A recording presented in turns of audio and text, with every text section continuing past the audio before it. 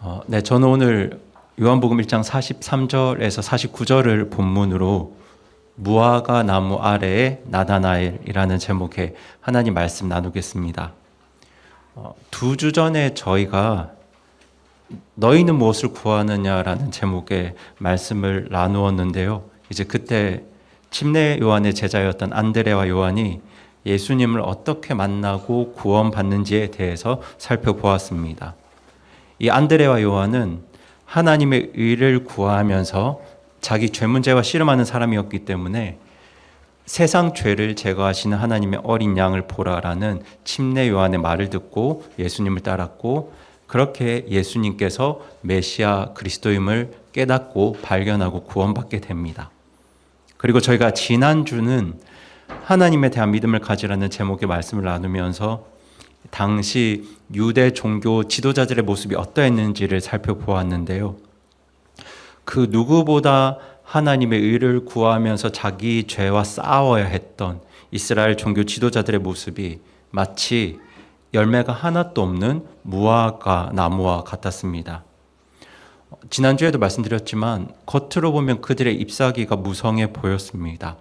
제사도 경건하게 집례하고 말씀도 그럴듯하게 강론합니다. 겉으로 보면 그들에게 신앙이 있는 것처럼 보였습니다. 열매가 풍성한 것처럼 보였어요. 하지만 정작 그들의 삶 속에는 그 어떤 의의 열매도 없었습니다. 열매가 없다는 건 그들의 삶 가운데 그 어떤 하나님의 의도 발견할 수 없다는 말이었고, 동시에 그들의 삶이 불의와 죄악으로 가득 차 있었다는 뜻이었습니다. 누구보다 하나님의 의를 구하면서 의의 열매를 맺어야 했던 서기관과 수제사장들이었는데, 그들은 성전 상인들과 뒷거래를 했죠. 그 뒷거래 때문에 가난한 서민들이 아주 비싼 값을 치르고 제사를 드려야 했거든요. 이 레위기 말씀에 따르면 가난한 백성들은, 서민들은 비둘기를 잡아서 제사를 드릴 수도 있었습니다. 하지만 이 제물의 정결함을 확인해야 될 제사장들이 이 상인들과 결탁했기 때문에 그 상인들과 결탁한 제사장들은 백성들이 밖에서 가져온 그 희생물이나 비둘기에는 조금만 흠이 있어도 꼬투리를 잡아서 이것은 제사를 드릴 수 없다고 했고요. 하지만 성전 상인들에게서 산 제물은 아무리 문제가 많아도 합당한 제물로 인정을 해 주었습니다. 때문에 이 백성들은 값이 비싸더라도 성전 뜰에서 제물을 살 수밖에 없었거든요. 예를 들면 원래는 10,000원짜리 비둘기를 사지 않고 잡아서 제사를 드릴 수도 있었는데, 이 타락한 제사장들이 이것들을 받아주지 않으니까 어쩔 수 없이 성전에서 10만 원 주고 비둘기를 사서 제사를 드렸던 겁니다.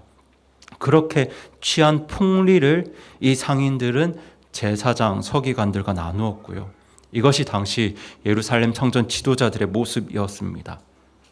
그런데 이스라엘에서 그 어느 곳보다 하나님의 의로 충만해야 하는 곳이 바로 성전이었고요. 성전에 대한 모든 규례는 하나님의 의에 초점이 맞추어져 있었습니다.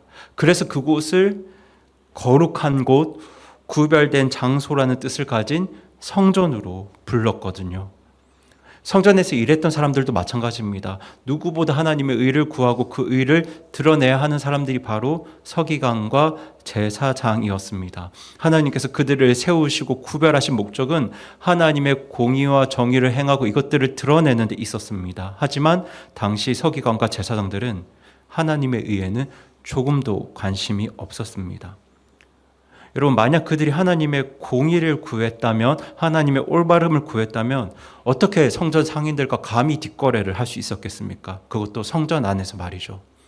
그리고 만약 그들에게 하나님의 정의가 있었다면, 하나님의 사랑이 있었다면, 그들에게 하나님을 향한 사랑과 백성들을 향한 사랑이 있었다면 어떻게 그 불법적인 어떤 뒷거래를 할 수 있었겠고, 또 그렇게 불법적인 뒷거래로 취한 풍리를 상인들과 나눠 가질 수 있었을까요? 그게 다 백성들의 고혈인데 말이죠. 그러니까 그들의 겉모습은 거룩하고 경건한 것처럼 보였지만 실상 그들의 삶에서는 그 어떤 하나님의 의도 발견할 수 없었는데요. 그래서 예수님께서는 그들을 무엇에 비유하셨나요? 그렇죠. 잎사귀는 무성해서 열매가 많은 것처럼 보이지만 실상은 열매가 하나도 없는 무화과 나무에 비유하셨던 겁니다.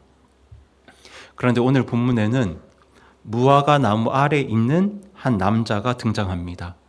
그 이름이 나다나엘인데요. 오늘 본문에는 이 나다나엘이 어떻게 예수님을 만나고 구원받았는지에 대해서 기록되어 있습니다.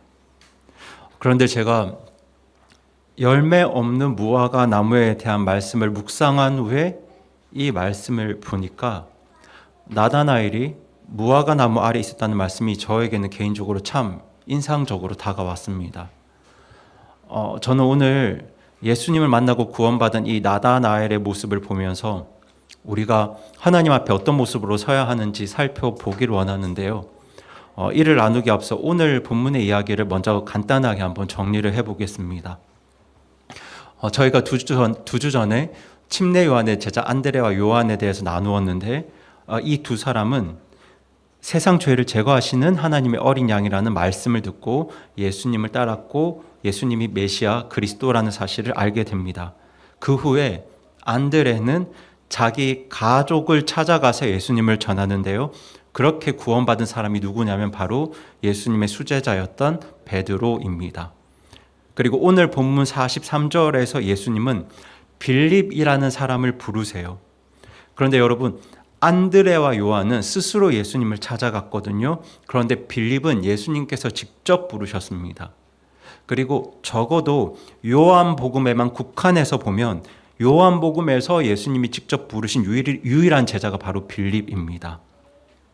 그런데 44절을 보시면 빌립은 안드레와 베드로와 같은 동네에 살았습니다. 그 동네 이름이 뭐죠? 네, 벳세다입니다. 이 벳세다의 뜻은 어부들의 집입니다.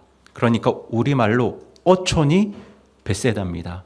벳세다는 어촌이에요. 그런데 지금 예수님께서 어디서 제자들을 부르고 계시냐면 이 어촌 벳세다에서 제자들을 부르고 계십니다. 그런데 여러분, 사실 지금도 어촌하면 물론 거기 계신 분들이 돈을 많이 벌고 부유하긴 하지만 지금도 어촌하면 그렇게 고상한 느낌은 안 들지 않습니까? 적어도 하는 일이 어업이 아닌 이상, 물고기 잡는 일이 아닌 이상 스승이 제자들을 찾는다고 할 때 어촌을 돌아다니는 건 조금 이상합니다. 좀 느낌이 이상합니다. 그런데 예수님은 안드레, 요한, 베드로, 빌립, 나다나엘 이런 사람들 다 어디서 만나셨나요? 어촌에서 만나셨습니다. 영존하는 하나님의 의를 이루실 지극히 거룩하신 분 예수님께서 제자들을 찾으신다고 하면 적어도 이스라엘 안에서 찾으실 때는 예루살렘 성전이 있는 수도로 가셔야 할 것 같잖아요. 그러니까 조선시대 인재들은 한양으로 모이고 지금은 서울로 모이는 것처럼 좋은 제자들을 찾자면 수도로 가셔야 할 것 같은데 지금 예수님께서는 어디를 돌아다니고 계시나요? 네, 어촌을 돌아다니고 계세요. 여러분, 왜 예수님께서 어촌을 다니셨을까요? 왜 어촌에서 이 어부들의 집에서 제자들을 찾으셨을까요? 네, 수도 예루살렘에 하나님의 의를 구하는 자들이 없었기 때문입니다. 예루살렘 성전에 있는 자들의 그 모습이 잎사귀는 무성해 보이지만 열매가 하나도 없는 무화과 나무와 같았기 때문이에요. 그래서 예수님께서는 어촌을 다니시면서 사람들을 찾으셨습니다. 그렇게 이제 빌립이 예수님을 만나고 빌립이 예수님이 메시아 그리스도임을 깨닫게 되는데요. 아까 안드레는 예수님을 만나고 누구를 찾아갔나요? 가족을 찾아갔습니다. 그런데 지금 빌립은 누구를 찾아가냐면 자기 친구를 찾아갑니다. 그 친구의 이름이 나다나엘입니다. 그런데 이때 빌립이 친구 나다나엘에게 예수님을 소개하는데 어떻게 소개하냐면요. 저희가 요한복음 1장 45절 말씀을 같이 읽어보겠습니다. 시작. 빌립이 나다나엘을 찾아서 그에게 이르되 모세가 율법에 기록하고 대언자들이 기록한 분을 우리가 만났는데 그분은 곧 요셉의 아들 나사렛 예수님이시니라 하매. 네. 지금 빌립은 예수님을 모세와 대언자들이 기록한 분이라고 소개하고 있습니다. 그런데 실제로 모세와 구약시대 수많은 대언자들이 예수님에 대한 기록을 남겼는데요. 모세는 이런 기록을 남겼습니다. 저희가 두 구절 읽어볼 텐데 먼저 신명기 18장 15절 읽어보겠습니다. 시작. 주 내 하나님께서 내 한가운데서 곧 내 형제들 중에서 나와 같은 대언자 하나를 너를 위해 일으키시리니 너희는 그의 말에 귀를 기울일지니라. 네, 아멘. 그리고 이어서 18절 읽어보겠습니다. 시작. 내가 그들의 형제 가운데서 너와 같은 대언자 하나를 그들을 위해 일으키고 내 말들을 그의 입에 두리니 내가 그에게 명령할 모든 것을 그가 그들에게 말하리라. 네. 지금 하나님께서도 모세에게 이스라엘에 너와 같은 대언자 하나를 일으킬 것인데 하나님의 모든 말씀들을 그 대언자를 통해서 말씀하실 것이라 하셨습니다. 그러니까 하나님의 모든 명령, 완전한 명령을 전하는 대언자가 세워질 것인데 그분이 누구냐면 바로 예수님이세요. 그래서 예수님께서도 어떻게 말씀하셨냐면요. 저희가 요한복음 5장 46절 같이 읽겠습니다. 시작. 너희가 모세를 믿었더라면 나를 믿었으리니 이는 그가 나에 대하여 기록하였기 때문이라. 아멘. 여러분, 이 말씀은 이스라엘 유다 백성들이 가장 위대하게 여기는 모세의 율법과 모세의 글들을 믿으면 예수님을 믿을 수 있다는 말씀입니다. 그런데 정말 그럴 수밖에 없는 것이요. 여러분, 모세의 율법, 창세기, 출애굽기, 레위기, 민수기, 신명기, 이 모세의 율법의 중심 가치가 무엇겠습니까? 무엇일까요? 하나님의 의입니다. 하나님의 정의와 하나님의 공의가 굉장히 구체적으로 그 안에 담겨 있습니다. 때문에 모세를 믿는다는 말은 무엇을 구한다는 뜻이냐면 하나님의 의를 구하고 하나님의 의를 이루기 위해서 간절히 씨름한다는 뜻입니다. 그런데 여러분, 이 하나님의 의를, 하나님의 공의와 정의를 자기 삶을 통해서 가장 완벽하게 나타내신 분이 누구실까요? 네, 바로 예수님이세요. 예수님의 말과 예수님의 행동과 예수님의 삶이 무엇보다 하나님의 의를 가장 완벽하게 드러내시기 때문에 모세를 정말 믿는 사람은 누구를 믿게 되겠습니까? 네, 예수님을 믿게 되는 거예요. 그런데 이 당시에 모세를 믿고 율법을 믿고 따른다고 하는 사람들이 예수님을 믿지 않았던 이유는 실상 그들이 말로는 모세를 믿는다고 했지만 실제로 그들이 하나님의 의에 대해서는 전혀 관심이 없었기 때문입니다. 그래서 예수님께서는 그들을 향해서 너희가 모세를 믿었더라면 나를 믿었을 것이다 라고 말씀하신 거예요. 그런데 사실 모세만이 아니라 구약의 수많은 대언자들이 예수님에 대한 기록을 남겼는데요. 그 대표적인 말씀 중 하나가 저희가 몇 주 전 나누었던 다니엘 말씀입니다. 저희 다 함께 다니엘 9장 24절 말씀 같이 읽어보겠습니다. 시작. 주께서 내 백성과 내 거룩한 도시에게 70일회를 정하셨나니 이것은 범법을 그치고 죄들을 끝내며 불법에 대하여 화해를 이루고 영존하는 의를 가져오며 환상 계시와 대언을 봉인하고 또 지극히 거룩하신 이에게 기름을 부으려 하심이라. 아멘. 여러분, 이 말씀 기억하시죠? 한 주 동안 읽어보셨죠? 다니엘은 그 무엇보다 하나님의 의를 간절히 구했던 사람입니다. 다니엘에게는 세상의 성공이나 명예나 부나 안정보다 하나님의 의가 가장 중요했습니다. 그래서 다른 그 무엇이 다 좋아도 자기 삶과 현실에 하나님의 의가 없었기 때문에 그 세상이 불의로 가득했기 때문에 다니엘은 자신과 자기 백성들의 죄를 회개하면서 통회하면서 하나님의 의를 간절히 구하는 기도를 올렸는데요. 그때 하나님께서 주신 말씀이 바로 이 말씀입니다. 영존하는 의를 가져오는 지극히 거룩하신 분에 대한 약속이에요. 지극히 거룩하신 분에게 기름이 부어져서, 그러니까 지극히 거룩하신 분이 온 세상의 왕이 되셔서 세상의 모든 죄들과 불법과 불의를 끝내고 영존하는 의를 가져올 것이라는 약속과 소망을 주셨는데요. 이 다니엘 같은 수많은 구약의 대언자들이 이 완전하고 영원한 의를 이루실 지극히 거룩하신 분 예수 그리스도에 대한 기록을 남겼습니다. 그래서 빌립이 나다나엘에게 예수님을 어떻게 소개하냐면 모세와 대언자들이 기록한 분이라고 예수님을 소개합니다. 그런데 이때 빌립이 예수님을 이렇게 소개했을 때 예수님에게서 도대체 뭘 경험했기 때문에 예수님을 이렇게 소개했을까요? 예수님을 만났는데 도대체 예수님에게서 뭘 봐서 예수님을 가리켜 모세와 대언자들이 기록한 분이라고 나다나엘에게 예수님을 소개했을까요? 뭘 경험했을까요? 네, 하나님의 의를 경험했습니다. 하나님의 의를 경험했기 때문에 빌립은 예수님을 가리켜 모세와 대언자들이 기록한 분이라고 소개하는데요. 그런데 여기서 빌립이 한마디를 덧붙입니다. 그것이 무엇이냐면 바로 나사렛 예수님입니다. 빌립은 예수님을 소개할 때 모세와 대언자들이 기록한 분이라고 말하면서 동시에 나사렛 예수님이라고 소개하는데요. 그런데 이제 나다나엘이 이 말을 듣고는 빌립의 말에 반박합니다. 저희 함께 요한복음 1장 46절 말씀 같이 읽겠습니다. 시작. 나다나엘이 그에게 이르되 나사렛에서 무슨 선한 것이 날 수 있느냐 하니 빌립이 그에 이르되 와서 보라 하니라. 네. 지금 나다나엘은 빌립의 말에 이렇게 반박하고 있는데요. 나사렛에서 무슨 선한 것이 날 수 있겠느냐 이렇게 반박하고 있는데 이렇게 반박하는 데는 이유가 있습니다. 여러분 지금 46절에서 나다나엘은 예수님을 만난 적이 있나요? 없나요? 아직 예수님 만나기 전입니다. 예수님을 경험한 적이 없습니다.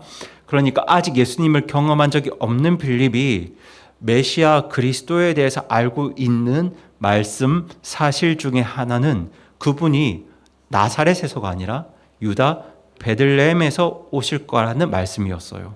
저희가 미가서 5장 2절 말씀 같이 읽겠습니다. 시작. 그러나 너 베들레헴 에브라다야 내가 유다의 수천 가운데서 작을지라도 이스라엘에서 치리자가 될 자가 내게로 나아오리라. 그의 나아감은 옛적부터 있었고 영원부터 있었느니라. 아멘. 여러분 이 말씀처럼 메시아 그리스도는 유다 베들레헴 출신이어야 합니다. 그런데 이 친구 빌립은 그분을 누구로 소개합니까? 네, 나사렛 사람으로 소개합니다. 나사렛 예수님으로 소개합니다. 그러니까 지금 나다나엘이 뭐라고 반박하냐면 어촌 동네인 나사렛에서 무슨 선한 것이 날 수 있느냐라고 반박하는 겁니다. 그런데 사실 예수님은 어디에서 태어나셨나요? 베들레헴에서 태어나셨죠. 미가서에 기록된 말씀처럼 유다 베들레헴에서 태어나셨습니다. 그런데 이제 어린 시절 핍박을 피해 나사렛으로 이사를 오셔서 그곳에 쭉 살고 계셨거든요. 그런데 빌립은 예수님을 어디에서 만났나요? 나사렛에서 만납니다. 그러니까 얼마 전에 예수님을 만난 빌립이 이 모든 정황들을 알았는지도 모르겠지만 지금 당장 예수님은 나사렛에 살고 계시니까 이제 그분을 나사렛 예수님이라고 소개를 한 겁니다. 그런데 사실 나다나엘의 말도 틀린 건 아니잖아요. 맞는 말이지 않습니까? 맞는 말인데 빌립은 내가 만난 예수님이 그리스도가 확실하거든요. 그분을 만나보니까 하나님의 의가 충만한 분으로 메시아 그리스도임이 분명합니다. 그러니까 빌립이 나다나엘에게 뭐라고 말하나요? 와서 보라고 말하는 거죠. 와서 예수님을 한번 만나봐라. 예수님을 한번 경험해보라고 말하는 겁니다. 그리고 이제 그 말을 듣고 나다나엘은 예수님을 찾아가서 예수님을 만나게 되는데요. 그때 예수님께서는 나다나엘을 향해서 세 가지 말씀을 하십니다. 세 가지 말씀을 하시는데 저는 오늘 예수님의 나다나엘을 향한 이 세 가지 말씀을 묵상하면서 우리 모두가 하나님 앞에서 어떤 모습으로 서야 하는지 또 우리 교회가 하나님 앞에 어떻게 세워져야 하는지 좀 깊이 묵상해 보는 시간을 가지길 원하고요. 그리고 특별히 이 말씀들을 통해서 구원받아야 될 분들이 예수님을 만나길 원합니다. 그리고 구원받은 분들은 더 주님께서 기뻐하시는 모습으로 우리의 삶을 또 우리 교회를 주님 앞에 바로 세우는 그런 귀하고 복된 역사들이 우리 가운데 있기를 간절히 소망하면서 이 세 가지를 나누겠습니다. 저희가 그 첫 번째 같이 읽어보겠습니다. 시작. 참으로 이스라엘 사람을 보라. 네. 저희가 오늘 본문 47절 말씀 한 번 더 읽어보겠습니다. 시작. 예수님께서 나다나엘이 자기에게 오는 것을 보시고 그에 대하여 이르시되 참으로 이스라엘 사람을 보라 그의 속에는 간사함이 없도다 하시니. 네. 지금 예수님께서 나다나엘에 대해서 첫 번째로 하신 말씀이 바로 참으로 이스라엘 사람을 보라입니다. 이 말이 이제 어떤 의미인지 우리 성도님들은 감을 잡으실 것 같은데요. 여러분, 이 말씀이 구원받았다는 뜻은 아닙니다. 그렇죠? 여러분, 지금 나다나엘이 구원을 받았나요? 못 받았나요? 아직 못 받았습니다. 지금 나다나엘은 길이요 진리요 생명이신 예수님을 만나기 전이기 때문에, 만나지 못했기 때문에 이 사람이 지금 구원받은 사람은 아닙니다. 그런데 예수님께서는 이 나다나엘을 보시면서 뭐라고 말씀하시냐면 참으로 이스라엘 사람을 보라라고 말씀하시는데요. 결론부터 말씀드리자면 이 말씀은 그가 하나님의 의를 간절히 구하는 사람이라는 뜻의 말씀입니다. 저희가 아마 두 번째 예배를 드렸을 때도 한참 이 말씀을 나누었는데 앞으로도 자주 등장할 것 같습니다. 저희가 창세기 18장 19절 말씀 다시 한번 읽어보겠습니다. 하나님께서 이스라엘의 조상, 믿음의 조상 아브라함에게 주신 말씀이죠. 같이 읽겠습니다. 시작. 이는 내가 그를 알기 때문이라. 그가 자기 아이들과 자기 뒤에 있을 자기 집안 사람들에게 명령함으로써 그들이 주의 길을 지켜 정의와 판단의 공의를 행하게 하리니 이로써 주가 친히 아브라함에 관하여 말한 것을 친히 그에게 이루리라 하시고. 아멘. 이 말씀처럼 하나님께서는 아브라함을 통해 이스라엘 백성을 세우시는데요. 이 이스라엘 백성을 세우신 것은 바로 하나님의 의를 지켜 행하게 하는데 그 목적이 있었습니다. 그리고 이 일을 위해서 하나님께서는 아브라함의 손자인 야곱과도 수십 년 동안 씨름하셨는데요. 저희가 지금 읽을 창세기 32장 24절에서 28절까지 말씀은 하나님께서 야곱과 일평생 어떻게 씨름하셔서 그의 삶을 변화시켜 주셨는지를 잘 보여주는 한날의 사건입니다. 우리가 조금 길지만 창세기 32장 24절부터 28절까지 천천히 이렇게 또박또박 이렇게 소리를 맞추어서 읽어보겠습니다. 시작. 야곱이 홀로 남았는데 어떤 남자가 날이 새도록 그와 씨름하다가 자기가 그를 이기지 못함을 보고는 그의 널쩍다리의 우묵한 곳에 손을 대매 야곱의 널쩍다리의 우묵한 곳이 그와 씨름할 때에 위골되었더라. 그가 이르되 날이 새려하니 나를 가게 하라 하매 야곱이 이르되 당신이 나를 축복하지 아니하며 내가 당신을 가게 하지 아니게 하겠나이다 하니 그가 야곱에게 이르되 내 이름이 무엇이냐 하므로 야곱이 이르되 야곱이니이다 하매 그가 이르되 내 이름이 다시는 야곱이라 불리지 아니하고 이스라엘이라 불리리니 이는 내가 통치자로서 하나님과 힘을 겨루며 사람들과 힘을 겨루 이겼기 때문이니라 하니라. 아멘. 여러분, 이 사건은 일평생 수십 년 동안 야곱과 씨름해 주신 하나님의 은혜를 선명하게 보여주는 사건입니다. 여러분, 누군가를 성숙하게 하기 위해서, 의롭게 세우기 위해서 그 사람과 씨름한다는 건 사실 정말 큰 은혜이고 사랑입니다. 사실 그 일은 제가 생각할 때 부모밖에 못합니다. 부모밖에 제대로 못하는 일입니다. 누군가를 정말 깊이 사랑하기 때문에 그를 바로 세우기 위해서 그의 삶을 바로 잡기 위해서 때로는 당근으로 때로는 채찍으로 그 사람과 치열하게 씨름하는 일은 사실 너무나 힘들고 고달픈 일입니다. 그래서 부모에게도 힘든 일이 바로 자녀와 씨름하면서 그 자녀를 바로 세우는 일입니다. 때문에 하나님께서 야곱과 일평생 씨름해 주신 것은 분명 하나님의 놀라운 은혜이고 사랑입니다. 여러분이 아시는 것처럼 분명 야곱에게는 하나님을 향한 아주 작은 믿음은 있었거든요. 야곱과 에서를 비교해 봤을 때 분명 야곱에게는 하나님을 향한 작은 믿음이 있었습니다. 하지만 그의 삶 속에 뭐가 없었나요? 하나님의 의를 구하는 그 의의 삶이 없었습니다. 그가 하나님의 의를 구하지 않았어요. 그래서 계속 속이는 자로 살았습니다. 하지만 하나님께서는 야곱의 작은 믿음을 보셨고 그 믿음을 보신 하나님께서는 수십 년 동안 야곱과 씨름해 주셨는데요. 그 목적이 무엇이었냐면 하나님의 의를 구하지 않았던, 의의 삶을 살지 않았던, 속이는 자로 살았던 그 야곱을 하나님의 의를 구하는 자로 세우기 위해서 그의 삶 속에 매 순간 개입하셔서 야곱과 씨름해 주셨습니다. 이를 위해 하나님은 때로는 야곱을 징계하시고 책망하셨죠. 그리고 야곱이 하나님의 의보다 하나님보다 다른 무엇을 더 소중하게 여기니까 그 소중한 것을 거두기도 하셨습니다. 그래서 하나님은 야곱의 가장 사랑하는 아내 라헬을 먼저 데려가시기도 했고요. 그리고 그의 가장 사랑하는 두 아들인 요셉과 베냐민을 잠시 그의 삶에서 거두기도 하셨습니다.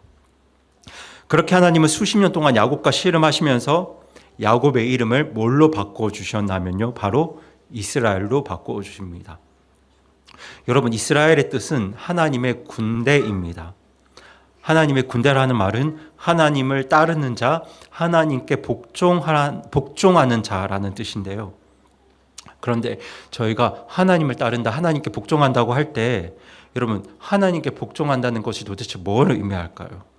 여러분, 하나님께서 아브라함의 후손인 이스라엘 백성들에게 요구하신 것이 무엇인가요?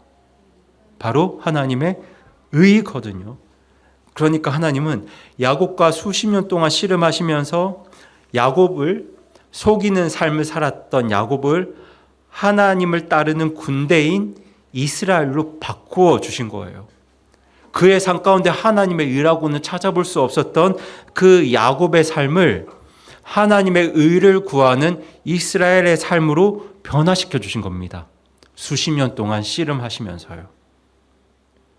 그러니까 여러분, 이스라엘이라는 말 안에는 아브라함에게 주신 하나님의 의에 대한 말씀과 또 그 의의 삶을 정말 치열하게 씨름하면서 이루어가는 과정이 모두 담겨 있는 야곱의 삶이 모두 함께 녹아 있습니다. 그 말이 바로 이스라엘입니다. 그런데 하나님께서 나다나엘을 보면서 지금 뭐라고 말씀하셨죠? 그를 가리켜 참 이스라엘 사람이라고 말씀하세요. 이 말씀은 나다나엘이 치열하게 하나님의 의를 구하면서 자기 죄 문제랑 씨름했던 사람이라는 뜻의 말씀입니다. 그런데 제가 다시 한번 말씀드리지만 당시 예루살렘 성전에서 일하는 제사장들과 서기관들은 그 모습이 어떠했습니까? 누구보다 죄와 씨름하면서 하나님의 의를 구해야 했던 제사장과 서기관들이었는데 그들에게 열매가 있었나요? 없었나요? 없었습니다. 그들에게 하나님의 의가 있었습니까? 그들에게 하나님의 의를 간절히 구하는 마음이 있었나요? 정작 그들에게는 그 어떤 조그만한 하나님의 의를 구하는 마음도 없었고 그 어떤 열매도 없었습니다. 제가 그 이유가 뭐라고 말씀드렸죠? 하나님에 대한 믿음이 그들에게 없었기 때문입니다.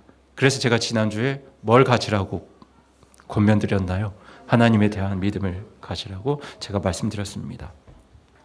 입술로는 모세의 율법을 믿는다고 말하고 그것들을 강론했지만 정작 모세가 예언했던 의로운 말씀의 대언자인 하나님의 모든 완전한 말씀을 전해주실 분, 그 예수 그리스도를 알아보지 못한 이유가 바로 그들에게 하나님의 의를 구하는 마음이 없었고 하나님에 대한 믿음이 없었기 때문입니다.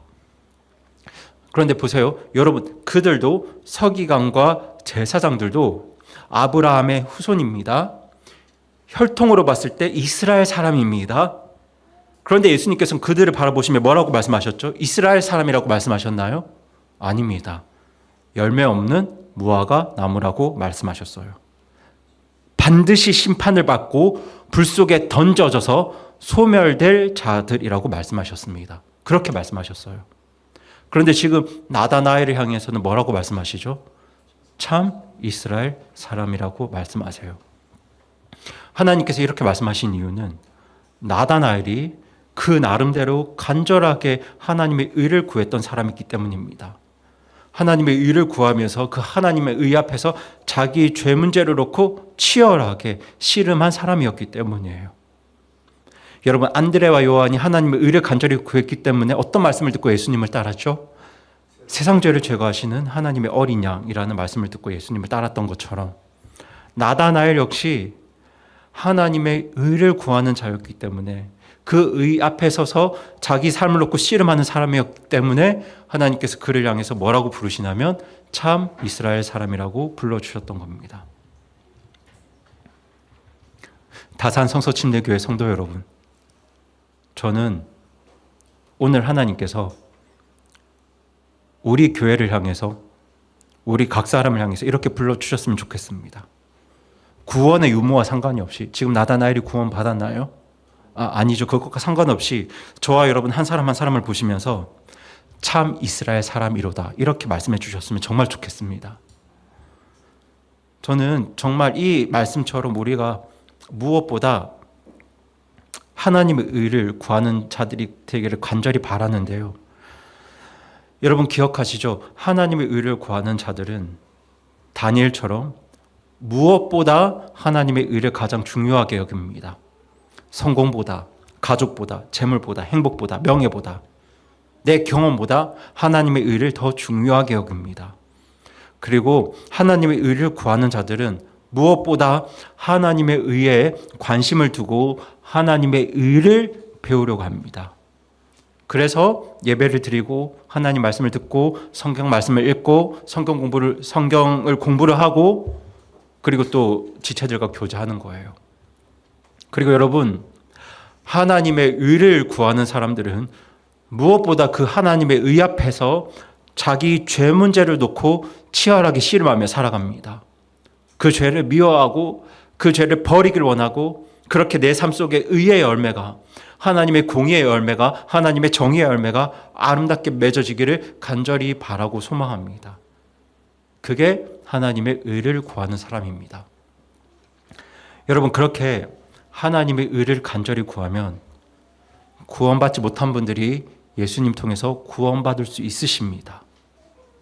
여러분 기억하세요. 예수님 당시에 예수님 만나 모든 사람이 구원받은 거 아닙니다. 모든 사람이 구원받은 거 아니에요.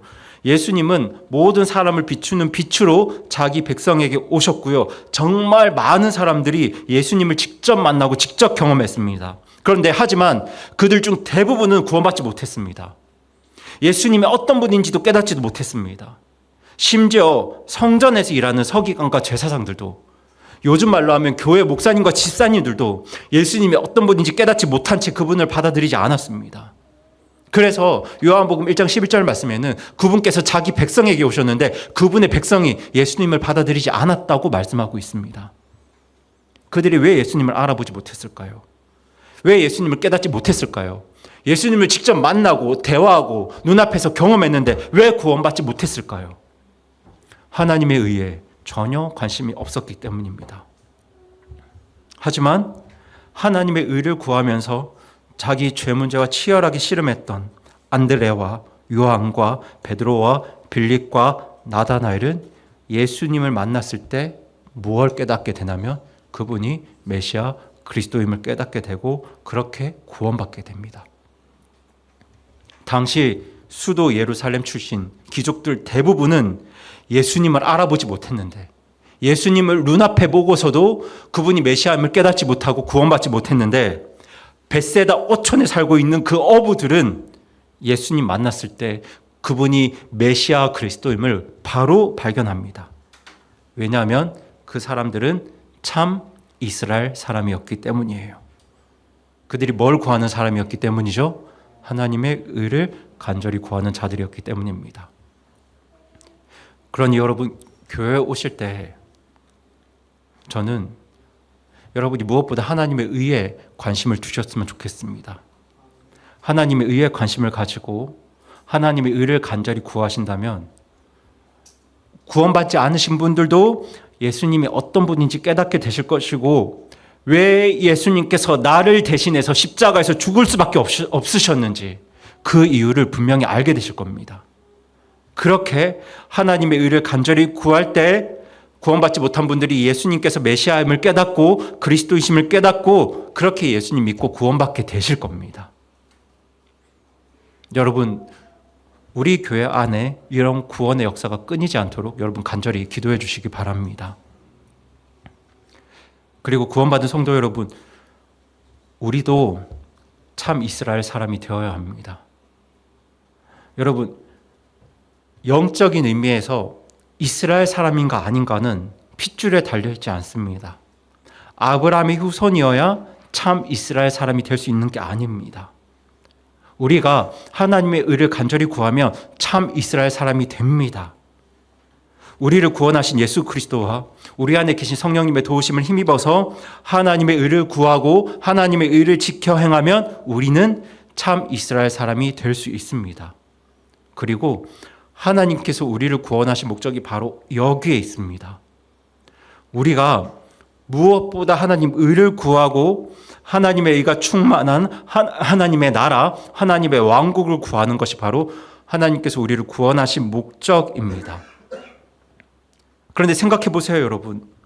아직 예수님을 만나지 못했던 나다나엘도 예수님으로부터 어떤 말씀을 들었습니까? 참 이스라엘 사람이라는 말을 들었습니다. 그런데 구원받은 우리에게는 나다나엘에게 없었던 중보자 예수님이 계시잖아요. 우리 안에 누가 계신가요? 성령님이 계시잖아요. 나다나엘보다 훨씬 조건이 좋습니다, 여러분. 그는 포도나무이신 예수님께 접붙여지기 전에도 하나님의 의를 구하면서 참 이스라엘 사람이라는 말을 예수님으로부터 들었는데 우리는 접붙여졌지 않습니까? 우리에게는 모든 양분과 힘을 공급해 주시는 포도나무이신 예수님께서 우리에게 계시지 않습니까? 우리가 믿음으로 하나님의 의를 구하고 하나님을 의지할 때 하나님께서 우리의 모든 기도에 응답하시고 의의 열매를 맺게 해주실 거라는 그런 약속이 우리에게 주어졌는데 우리가 나다나엘보다 못해서야 되겠습니까? 예수 그리스도라는 초호화 아파트에 살면서 아직 판잣집도 구하지 못한 나다나엘보다 못해서야 되겠습니까? 그러니 구원받은 우리 성도 여러분, 지난주 나누었던 말씀처럼 하나님에 대한 믿음을 가지고 무엇보다 하나님의 의를 구하면서 그렇게 하나님의 의를 지켜 행하는 자들로 세워져서 우리 예수님이 우리 교회를 보실 때 다산 성서침례교회 성도들은 참 이스라엘 사람이구나, 이런 말씀을 듣는 저와 여러분 우리 교회가 되었으면 참 좋겠습니다. 그래서 제가 이걸 진짜 오래간만에 해보는데요, 오늘 옆에 계신 앞뒤에 계신 분들께 참 이스라엘 사람이 됩시다 이렇게 말씀해 주시면 좋겠습니다. 네, 참 이스라엘 사람이 됩시다. 네, 네, 정말 참 이스라엘 사람이 됩시다. 네, 그렇게 되었으면 정말 좋겠습니다. 저희가 이제 두 번째로 나눌 건 이겁니다. 같이 한번 읽어보겠습니다. 시작. 그의 속에는 간사함이 없도다. 네.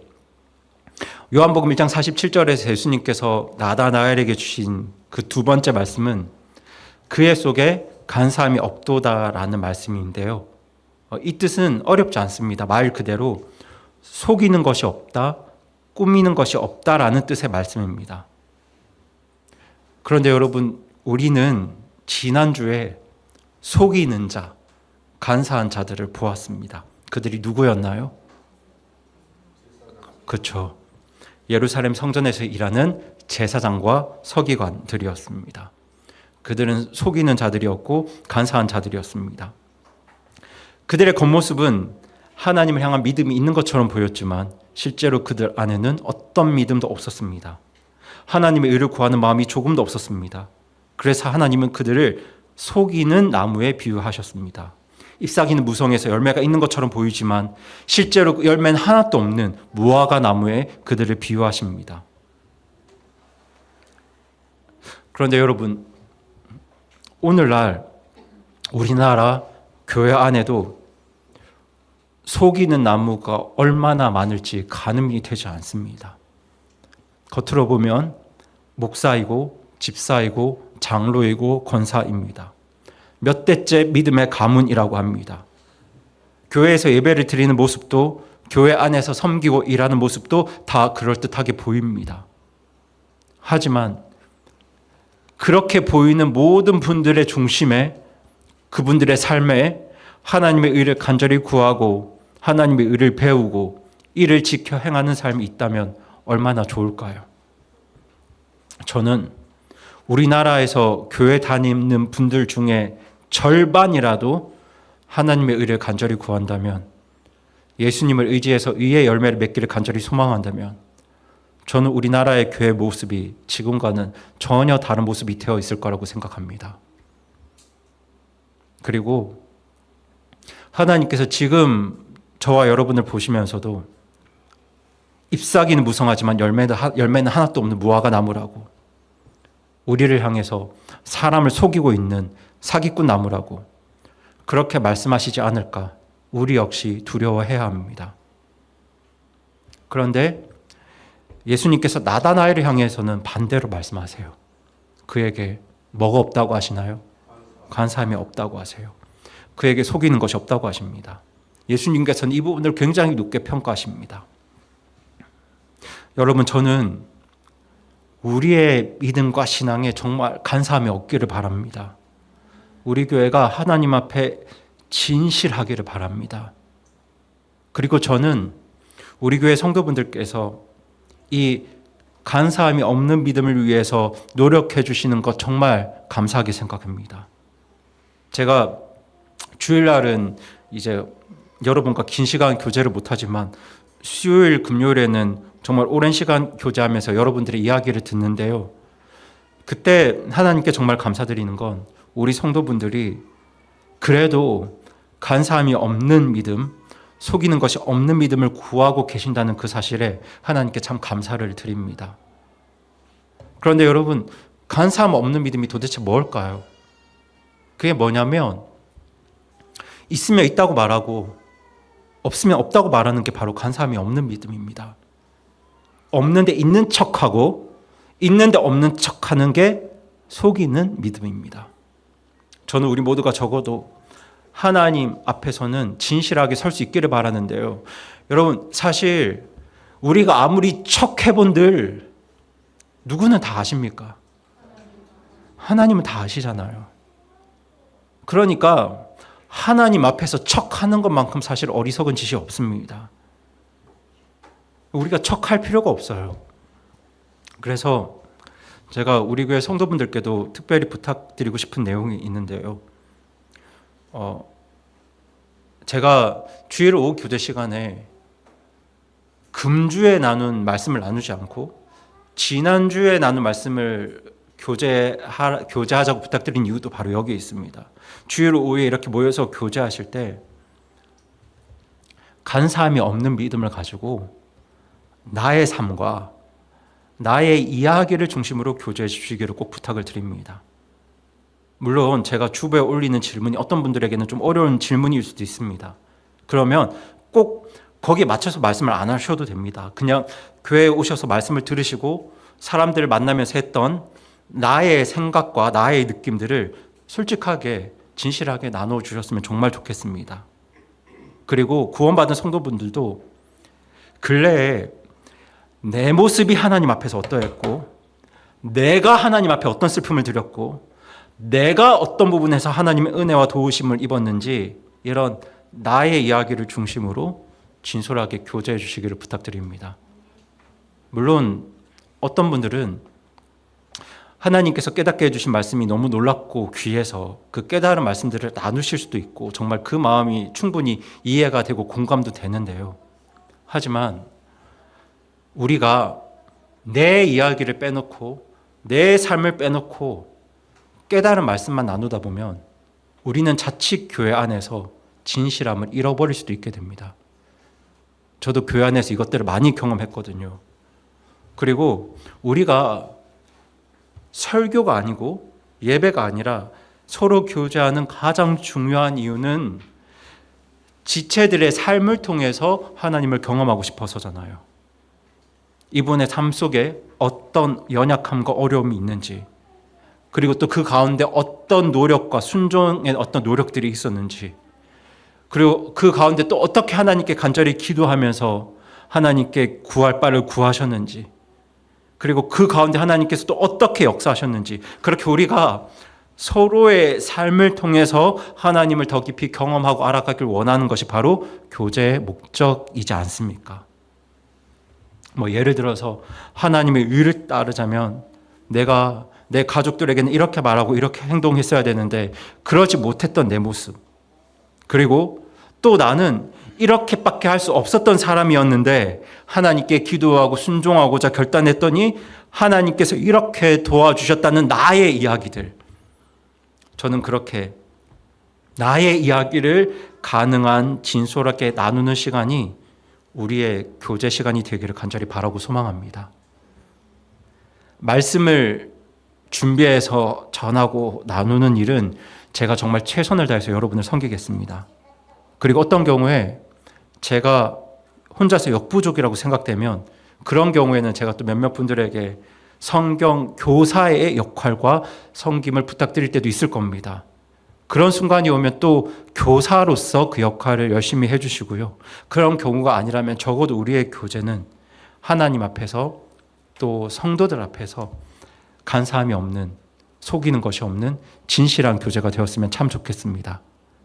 그리고 그렇게 진실한 고백들을 할 때 물론 그 고백 안에는, 그 교제 안에는 덕이 있어야 하고 배려가 있어야 합니다. 네. 속이는 것이 없다고 해서, 간사한 것이 없다고 해서 그 100% 솔직하게 이야기하는 것도 여러분들이 잘 생각을 해보셔야 됩니다. 그렇죠? 왜냐하면 그게 덕이 되지 않고 누군가를 아프게 할 수 있게 잘 생각을 해보셔야 되는데요. 여러분 그 균형을 여러분 잘 맞출 수 있을 거라고 저는 믿습니다. 하지만 그럼에도 불구하고 서로 진실한 고백들을 할 때 그 고백을 서로 잘 받아주는, 또 이해해주는 그런 우리 교회가 되어주시기를, 우리 성도분들 되어주시기를 부탁드립니다. 물론 우리가 서로에게 100% 솔직할 수는 없습니다. 가족에게처럼, 배우자에게처럼 그렇게 솔직할 수는 없죠. 분명 교회 안에서도 말 못할 이야기들이 있으실 겁니다. 그럴 수 있습니다. 그런데 제가 오늘 말씀드리는 건 우리가 적어도 하나님 앞에서 그리고 성도들 앞에서 척하지는 않았으면 좋겠습니다. 그렇게 우리가 속이는 나무가 되지 않았으면 정말 좋겠습니다. 저는 우리 교회가 그렇게 하나님 앞에서 또 교회 안에서 간사함이 없는 믿음의 사람들이 되기를 간절히 소망하는데요. 이 일을 위해서 저는 적어도 우리의 교제가 하나님 앞에서 그리고 서로 앞에서 척하지 않는 진실하고 진솔한 교제가 되기를 간절히 바라고 소망합니다. 그럴 때 하나님께서 우리 교회를 보시면서 뭐라고 말씀하실까요?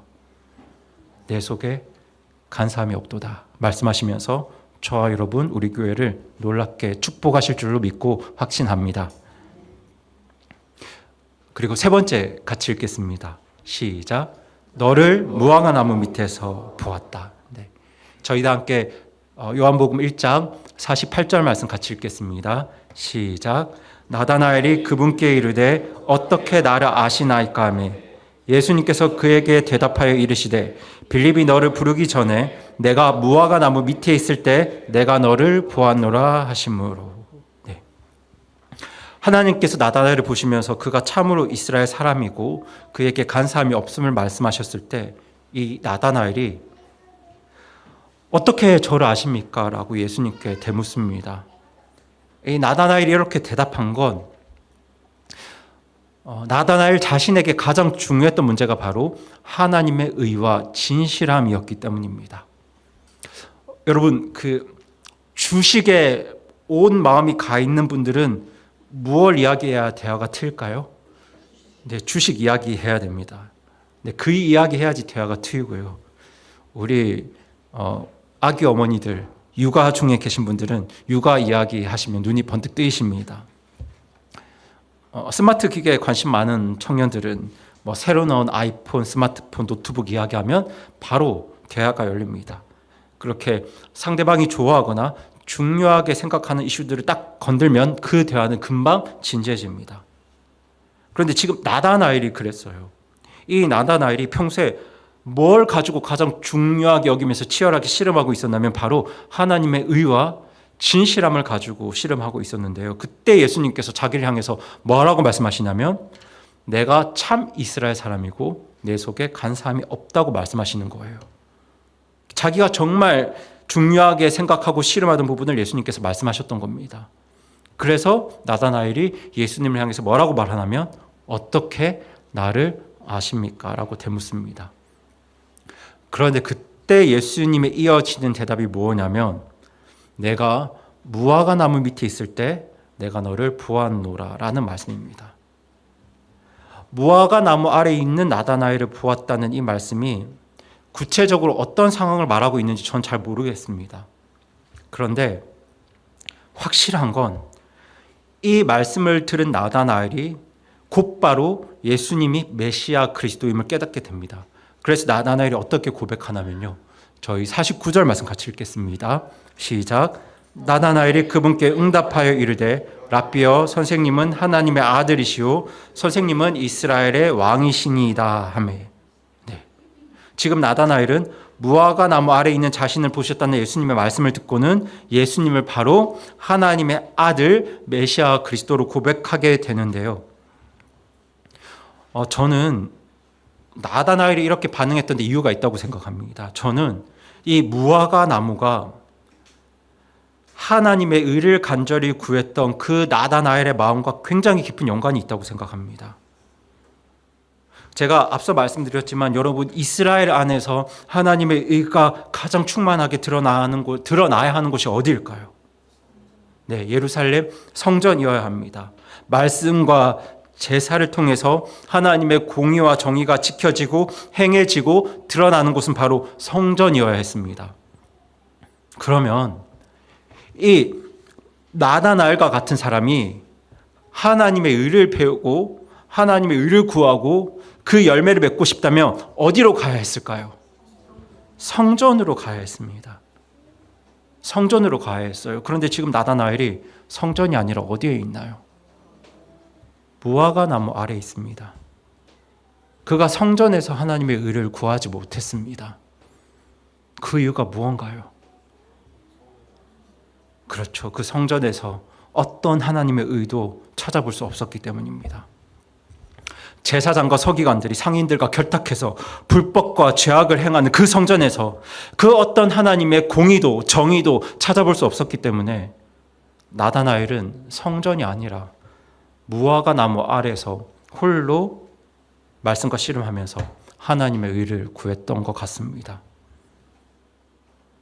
저는 그 이야기와 연관이 있다고 생각합니다. 그런데 지금 제가 말씀드린 이 이야기가 2000년 전만의 이야기가 아니라 오늘 우리의 이야기라는 이 현실이 저는 너무 마음이 아픕니다. 여러분 오늘날 그 어느 곳보다 하나님의 의가 행해지고 하나님의 의가 충만하게 드러나야 하는 곳이 어디여야 할까요? 네, 예수님의 몸된 그리스도의 몸된 교회여야 합니다. 저 에베소서 1장 23절 같이 읽어보겠습니다. 시작. 교회는 그분의 몸이니 곧 모든 것 안에서 모든 것을 충만하게 하시는 분의 충만이니라. 네, 여기서 모든 것 안에서 모든 것을 충만하게 하시는 분은 예수님입니다. 이 말씀을 간단하게 이야기하면 교회는 예수님의 충만이니라 라는 말씀입니다. 이 말씀처럼 교회는 예수님으로 충만해야 합니다. 예수님으로 충만하다는 말은 요한복음 1장 14절에 기록된 것처럼 예수님의 은혜와 진리가 충만해야 된다는 뜻입니다. 구약의 표현을 빌리자면 하나님의 정의와 공의가 충만해야 한다는 뜻이고 조금 더 쉽게 말씀을 드리면 하나님의 사랑과 하나님의 올바름이 교회 안에 충만해야 한다는 뜻입니다. 그런데 2000년 전 그 하나님의 의를 가장 먼저 완벽하게 잃어버린 곳이 어디였나요? 예루살렘 성전이었습니다. 그래서 예수님께서 제자들을 어디서 찾으셨나요? 수도 예루살렘이 아니라 어촌 벳세다에서 제자들을 찾으셨습니다. 여러분 그 이유가 뭡니까? 예루살렘에서, 성전에서 하나님의 의를 구하는 자들을 찾아볼 수 없었기 때문입니다. 그런데 어촌 벳세다에는 요한, 안드레, 나다나엘처럼 하나님의 의를 구하는 자들이 남아 있었기 때문에 우리 예수님은 예루살렘이 아니라 벳세다에서 제자들을 찾고 부르셨던 겁니다. 너무 슬픈 이야기 아닌가요? 너무 슬프지 않습니까, 여러분? 하나님께서는 당신의 의를 이루고 행하고 드러내기 위해서 성전을 세우셨는데 그곳에서 하나님의 의를 발견할 수 없다는 사실이 너무 마음 아프지 않습니까? 그런데 이게 그때만의 이야기겠습니까? 하나님께서 오늘날 하나님의 의를 이루고 행하고 드러내시기 위해서 뭘 세우셨나요? 예수 그리스도의 교회를 세우셨습니다. 다산 성서 침례 교회를 세우셨습니다. 그런데 만약 우리가 하나님의 의를 구하지 않는다면, 우리가 하나님의 의에 조금 더 관심이 없다면 어떤 일이 벌어질까요? 하나님의 의를 구하는 사람들이, 죄 문제와 씨름하는 사람들이 어디에 올 수 없을까요? 교회에 올 수 없는 거예요. 교회가 하나님의 의를 구하지 않고, 교회가 예수 그리스도의 은혜와 진리에 전혀 관심이 없고, 2000년 전 서기관과 제사장들처럼 오직 나의 삶, 나의 이권, 나의 물질, 나의 재산, 나의 명예, 나의 성공에만 관심이 있다면, 그렇게 오늘날 교회가 잎사귀만 무성하지 그 삶에 열매가 하나도 없는 무화과 나무처럼 되어버린다면, 나다나엘 같은 사람들이, 요한과 안드레 같은 사람들이 교회에 오지 못하게 되는 겁니다. 그들이 성전에 가서 하나님 말씀을 듣고 하나님께 예배를 드리고 하나님의 의를 구하면서 그 하나님의 의를 누리고 경험해야 되는데, 그곳에 어떤 의의 열매도 없고 죄와 불의만 판치고 있으니까 나다나엘 같은 사람들이 성전이 아니라 무화과 나무 아래에서 홀로 하나님의 의를 구하며 죄와 씨름할 수밖에 없었던 겁니다. 여러분, 우리 교회가 하나님의 의를 구하지 않는다면, 우리 교회를 통해서 하나님의 의의 열매가 맺혀지지 않는다면, 나다나엘 같은 사람들은 교회가 아닌 엉뚱한 곳에 가서 혼자 말씀 붙들고 자기 죄와 씨름하는, 2000년 전에 일어났던 이 일들과 똑같은 일들이 지금 이 순간에도 충분히 일어날 수 있다는 사실을 여러분 꼭 기억해 주시기 바랍니다. 여러분, 제가 말씀드렸지만 저는 무화과 나무 아래에서 나다나엘이 정확하게 무슨 일을 했는지 모르겠습니다.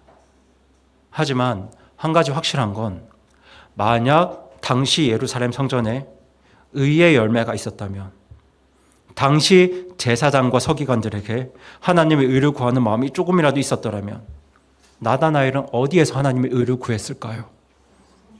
네, 성전에서 했을 겁니다. 그가 성전에 있었을 겁니다. 여러분, 오늘 우리 교회가 정말 하나님의 의를 구한다면, 하나님의 정의와 공의를 배우기 힘쓰고, 힘들더라도, 안 될 것 같더라도, 자존심이 상하더라도, 뭔가 손해를 보는 것 같더라도, 과거 내 모습을 볼 때 도저히 안 될 것 같더라도, 우리 가정에서, 직장에서, 교회에서 하나님의 정의를 행하고 하나님의 공의를 지켜 행하고 그렇게 하나님의 의를 구한다면, 하나님께서 오늘날 나다나엘 같은 사람들을 어디로 보내주실까요? 우리 교회로 보내주실 겁니다. 우리 교회가 하나님의 의를 간절히 구한다면 안드레, 요한 같은 사람들, 나다나엘 같은 사람들을 우리 교회로 보내주실 거예요. 그렇게 우리 교회를 통해서 지극히 거룩하신 분 예수 그리스도를 만나게 해주실 겁니다.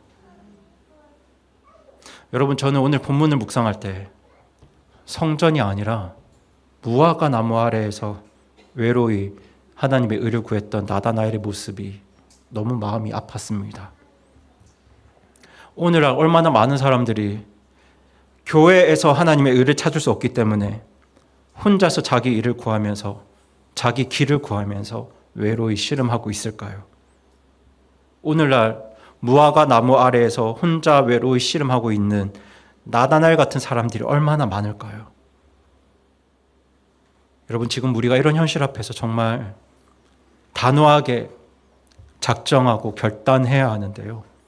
그게 뭐냐면 우리 교회가 하나님의 의를 구하고 하나님의 의의 열매를 맺는 교회로 세워지는 것입니다. 여러분, 우리 교회는 하나님의 의를 구하는 교회가 되어야 합니다. 여러분, 우리 교회에서 하나님이 기뻐하시는 공의의 열매와 정의의 열매가 우리 교회에서, 우리 가정에서, 저와 여러분 삶에서 맺혀져야 합니다. 여러분, 이것을 위해서는 저와 여러분 한 분 한 분이 하나님의 의로우신 말씀을 들을 때 그 말씀에 순종하셔야 합니다. 하나님께서 도우실 것을 믿고 순종해야 하는 주님의 말씀에 순종하셔야 합니다. 하나님께서 공의를 명령하실 때 그 말씀을 지키셔야 하고요. 하나님께서 정의를 명하실 때 그 말씀에 순종하셔야 합니다. 그렇게 우리 교회가 하나님의 의를 구하고 의의 열매를 맺는 교회가 될 때 나다날 같은 사람들이 밖에서 혼자 외롭게 씨름하지 않고 주님의 교회로 발걸음하게 될 것입니다. 제가 이 부분을 조금 더 정확하게 말씀을 드리면 그 사람들을 향한 주님의 발걸음에 우리 교회가 사용될 겁니다. 여러분, 예수님께서 나다나엘을 만나기 위해서 성전을 사용하지 않으시고 제사장과 서기관들을 사용하지 않으시고 누구를 사용하셨습니까? 그렇죠. 빌립을 사용하셨습니다. 나다나엘에게 가시기 위해서 빌립을 사용하셨어요. 외양만 하려 하고 열매는 하나도 없었던 예루살렘 성전과 제사장과 서기관들이 아니라 시골 어촌에서도 간절하게 하나님의 의를 구했던 빌립을 나다나엘에게 향하는 도구로 사용하셨습니다. 그래서 저는 우리 교회가 2000년 전에 제사장이나 서기관들 같은 교회가 아니라 빌립과 같은 교회로, 안드레와 같은 교회로 우리 예수님의 발걸음에 쓰임받는 도구가 되기를 간절히 바라고 소망합니다.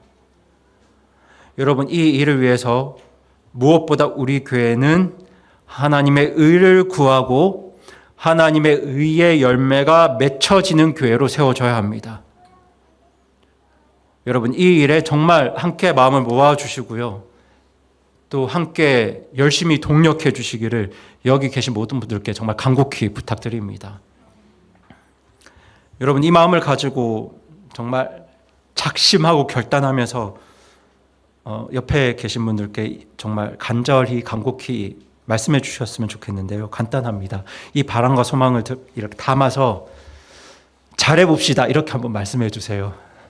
네, 잘해봅시다. 우리 같이 잘해야 됩니다. 그렇죠? 우리 중에 아간과 같은 사람이 나오면 또 힘들어지거든요. 다 함께 같이 잘해야 됩니다. 네, 같이 잘해봅시다.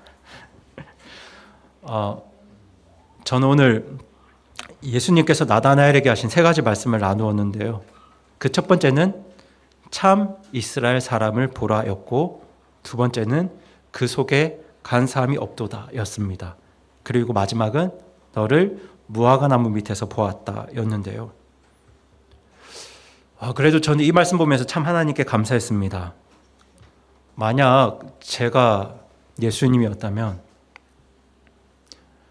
성전과 제사장과 서기관들이 그렇게 망가졌을 때, 성전에서 그 어떤 열매도 보이지 않을 때, 이스라엘이 아무리 자기 백성이라도 그냥 다 포기해 버렸을 것 같습니다. 놔버렸을 것 같아요. 그런데 예수님께서는 끝까지 포기하지 않고 저 총구석 시골까지 살피시며 하나님의 의를 구했던 참 이스라엘 사람들을 찾고 찾으셨습니다.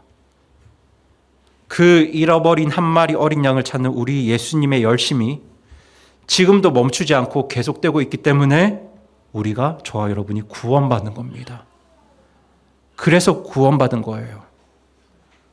여러분, 교회가 망가진다고 해서, 교회가 하나님의 의를 잃어버렸다고 해서 그 나다날 같은 사람들을 찾아다니시는 예수님의 열심이 멈추었다면, 예수님께서 포기하셨다면 여기 구원받을 수 있는 사람 누구도 없습니다. 그 예수님의 성실하고 신실한 발걸음 때문에 저희가 구원받았기에 하나님께 감사하고 정말 감사했습니다. 우리가 이런 주님의 은혜와 성실함과 신실함을 통해서 구원받았고 하나님의 자녀가 되었는데요. 그렇게 우리를 찾아오신 주님 앞에 우리가 어떤 모습으로 서야 할지 오늘 세 가지를 여러분과 나누었습니다. 그 첫 번째는 무엇보다 내가 먼저 하나님의 의를 구하는 자로 서는 것이었고요. 둘째는 하나님 앞에서 교회 안에서 간사함 없이 진실하게 서는 것이었습니다. 그리고 마지막은 우리 교회를 하나님의 의를 구하고 의의 열매를 맺는 교회로 세우는 것이었습니다. 여러분 기억하시죠? 여러분 이 세 가지 꼭 기억해 주시고 서로 돌아보고 격려하시면서 이 세 가지를 함께 이루어 주시기를 간곡히 부탁드립니다. 여러분 우리 교회가 그런 교회로 세워진다면 예수님께서 나다나엘 같은 사람들을 찾아 나서실 때 누구를 사용하실까요? 우리 교회를 사용하실 겁니다. 우리 교회를 통해서 우리 교회를 사용하셔서 그 일들을 행하실 줄로 믿고 이를 간절히 기대하고 소망하면서 오늘 설교 마치겠습니다.